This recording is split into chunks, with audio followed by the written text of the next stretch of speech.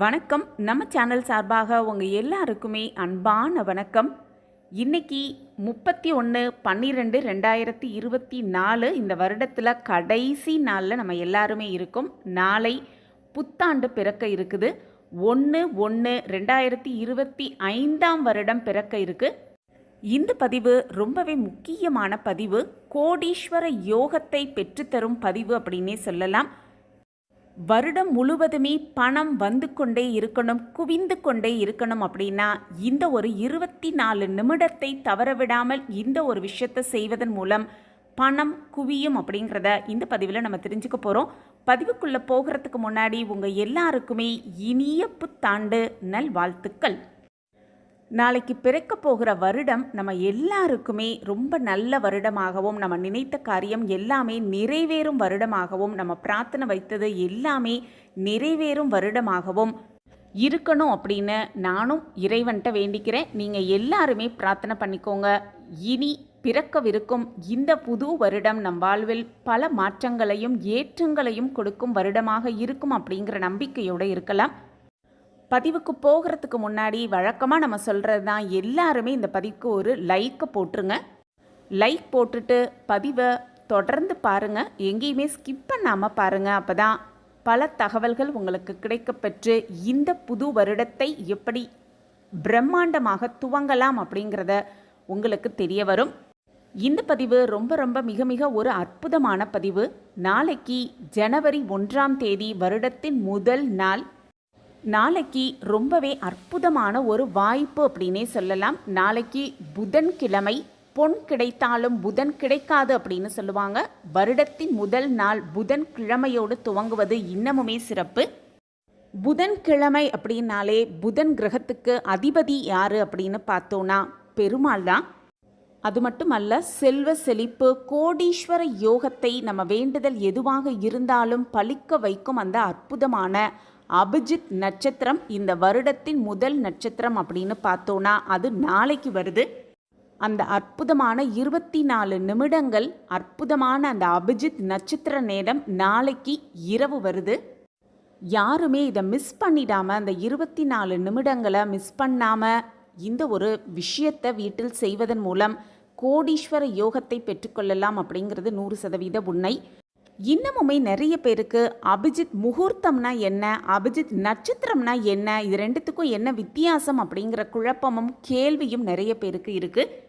அபிஜித் முகூர்த்தம் நேரம் அப்படிங்கிறது வேற, அபிஜித் நட்சத்திர நேரம் அப்படிங்கிறது வேற. இந்த அபிஜித் முகூர்த்தம் அப்படிங்கிறது தினமுமே 11:45 12:15 மணி வரைக்கும் இருக்குது. அதாவது 11:45 மணியிலிருந்து 12:15 மணி வரைக்கும் இந்த அபிஜித் முகூர்த்தம் தினமுமே இருக்கும். இதுதான் அபிஜித் முகூர்த்தத்தோட கரெக்டான நேரம். அதாவது சூரியன் உதயத்திலிருந்து ஒரு 6 மணி நேரம், பகல் 11:45 12:15 மணி வரைக்கும் தான் இந்த அபிஜித் முகூர்த்த நேரம். ஆனால் இந்த அபிஜித் நட்சத்திர நேரம் அப்படிங்கிறது ஒரு மாதத்துக்கு ஒரு நாளோ அல்லது 2 நாளோ வரும். அந்த அற்புதமான நேரத்தில், அதாவது அபிஜித் நட்சத்திர நேரத்தில் நம்ம கோரிக்கை எதுவாக இருக்குதோ அதை இந்த பிரபஞ்சத்துக்கிட்டையோ அல்லது நம்மளுடைய இஷ்ட தெய்வம் எதுவாக இருந்தாலும் அந்த தெய்வத்துக்கிட்ட நம்ம வைத்து வழிபாடு செய்யும் பொழுது நம்ம கோரிக்கை அப்படிங்கிறது 100% நிறைவேறும் அப்படிங்கிறது நிச்சயமான உண்மை. கோரிக்கை நியாயமாக இருக்கும் பட்சத்தில் உங்கள் கோரிக்கை எதுவாக இருந்தாலும், நம்ம எல்லாருடைய கோரிக்கை எதுவாக இருந்தாலும் இந்த நட்சத்திர நேரத்தில் வைக்கும் பொழுது நிச்சயமாக நிறைவேறும் அப்படிங்கிறது தான் உண்மை. அதுவும் வருடத்தின் முதல் நாள் இரவு நேரம் அப்படிங்கிறது கூடுதல் சிறப்பு. இந்த இரவு நேரம் அப்படிங்கிறதுனால வீட்டில் எல்லாருமே வீட்டில் இருப்பாங்க. வீட்டில் இருக்கிறவங்க எல்லாருமே சேர்ந்து ஒரு குடும்ப கூட்டு பிரார்த்தனையாக இந்த கோரிக்கையை, அது என்ன கோரிக்கையாக இருந்தாலும் அந்த கோரிக்கையை அந்த அபிஜித் நட்சத்திர நேரத்தில் வைக்கும் பொழுது இந்த பிரபஞ்சத்துக்கிட்டையோ அல்லது இஷ்ட தெய்வத்துக்கிட்ட வைக்கும் பொழுது நிச்சயமாக அது நிறைவேறும் அப்படிங்கிறது உண்மை. நம்ம எல்லாருக்குமே தெரிந்தது அப்படின்னு பார்த்தோன்னா 27 நட்சத்திரங்கள் இருக்குது அப்படின்னு நம்ம எல்லாருக்குமே தெரியும். ஆனால் 28ஆவதாக ஒரு நட்சத்திரம் இருக்குது அப்படின்னு ஜோதிடத்தில் சாஸ்திரத்தில் சொல்லப்பட்டிருக்கு. அதுதான் அந்த அபிஜித் நட்சத்திரம் அப்படிங்கிறது உண்மை. உத்திராட நட்சத்திரத்துக்கும் திருவோண நட்சத்திரத்துக்கும் நடுவில் இடம் பெற்றக்கூடிய சூட்சும நட்சத்திரம் தான் இந்த அபிஜித் நட்சத்திரம் அப்படின்னு சொல்லப்பட்டிருக்கு. இது மகர ராசியில் அமர்ந்திருக்குது அப்படிங்கிறதுனால உத்திராடம் 4ஆம் பாதம், அது மட்டுமல்ல திருவோணத்தின் முதல் பாதம் 2ஆம் பாதத்தில் வரக்கூடிய நட்சத்திரம் தான் இந்த அபிஜித் நட்சத்திரம் அப்படின்னு சொல்லப்பட்டிருக்கு. பிரம்மஸ்வரூபனான இந்த நட்சத்திரத்தின் ஸ்தானம் அப்படின்னு பார்த்தோன்னா ஸ்ரீ கிருஷ்ண பரமாத்மாவுடைய தலையில் இருக்கக்கூடிய மயில் இறகு அப்படிங்கிறது மகாபாரதத்தில் சொல்லப்பட்டிருக்கு. இந்த நட்சத்திரத்தின் மகிமையும் மகாபாரதத்தில் இருக்குது அப்படிங்கிறது இந்த நட்சத்திரத்துக்குரிய கூடுதல் சிறப்பு. வருடத்தோட முதல் நாள் 1/1/2025 இந்த அபிஜித் நட்சத்திரம் வரும் நேரம் என்ன அப்படின்னு பார்த்தோன்னா நாளை இரவு 11:24 மணிக்கு துவங்கி 11:58 மணி வரைக்கும் இந்த அபிஜித் நட்சத்திர நேரம் இருக்குது.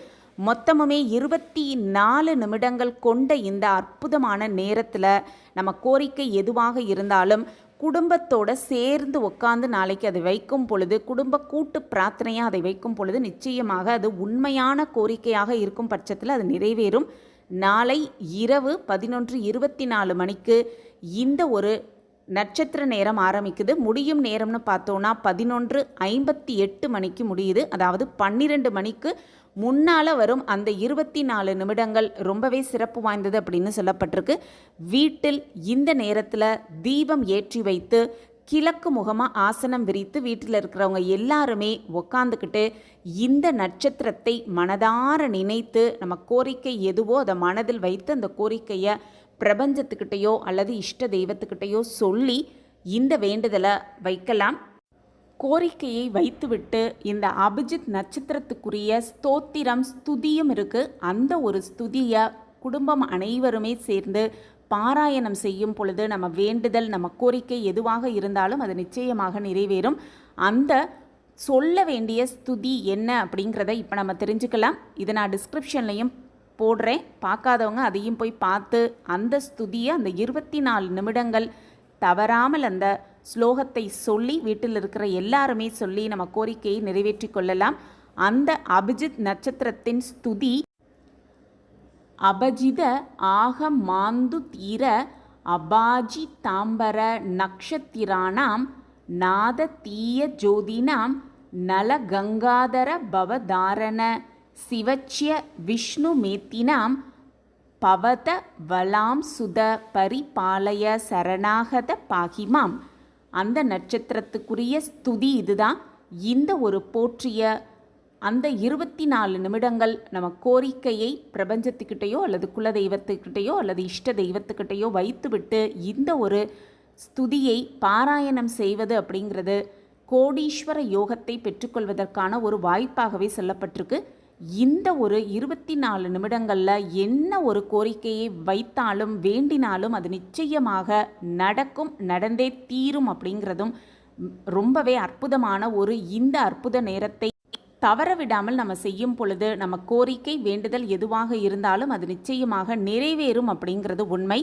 இந்த அபிஜித் நட்சத்திரத்தை பற்றின மகிமை அப்படிங்கிறது மகாபாரதத்தில் இருக்குது அப்படின்னு நான் ஏற்கனவே சொல்லியிருக்கேன். மகாபாரதத்தில் குருஷேத்திர போர் துவங்குவதற்கு முன்பு சகுனி சகாதேவனிடம் சென்று எந்த நேரத்தில் போரை துவங்கினா வெற்றி பெற முடியும் அப்படின்னு நேரம் குறித்து கொண்டு வரும்படி துச்சாதனிடம் அனுப்பினார் அப்படின்னு சொல்லப்பட்டிருக்கு.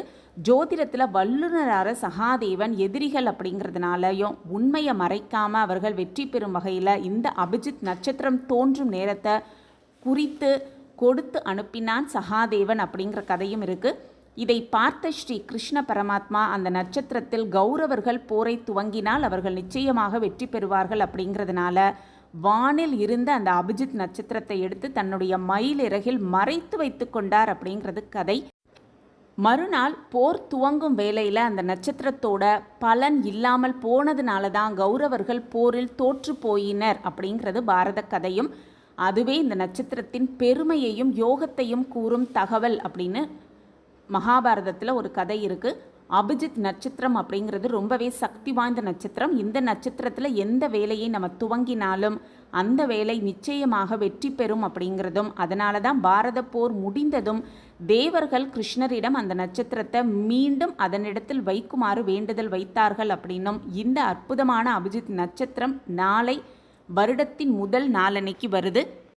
இந்த 24 நிமிடத்தை தவற விடாமல் நம்ம கோரிக்கை வேண்டுதல் எதுவாக வைத்தாலும் நிச்சயமாக நடக்கும், நடந்தே தீரும் அப்படிங்கிறது உண்மையிலும் உண்மை. இந்த பதிவு உங்களுக்கு பயனுள்ள பதிவாக இருக்கும் அப்படின்னு நான் நம்புகிறேன். நம்ம சேனலை நீங்கள் ரொம்ப ரொம்ப ஆதரவு கொடுத்துக்கிட்டு வரீங்க, எனக்கு ரொம்ப ரொம்ப சந்தோஷம். உங்கள் ஆதரவு மென்மேலும் எங்களுக்கு கிடச்சிக்கிட்டே இருக்கும் அப்படிங்கிற நம்பிக்கையோடு மீண்டும் ஒரு புதிய பதிவில் பார்க்கலாம். இந்த பதிவு உங்களுக்கு பிடிச்சிருந்ததுன்னா லைக் பண்ணுங்கள், ஷேர் பண்ணுங்கள், அப்படியே ஒரு கமெண்ட்டையும் போட்டுருங்க. உங்கள் கமெண்ட் தான் எங்களுக்கு மிகப்பெரிய ஒரு ஊக்கமாகவே இருக்கும். மீண்டும் ஒரு புதிய பதிவில் பார்க்கலாம். நன்றி, வணக்கம்.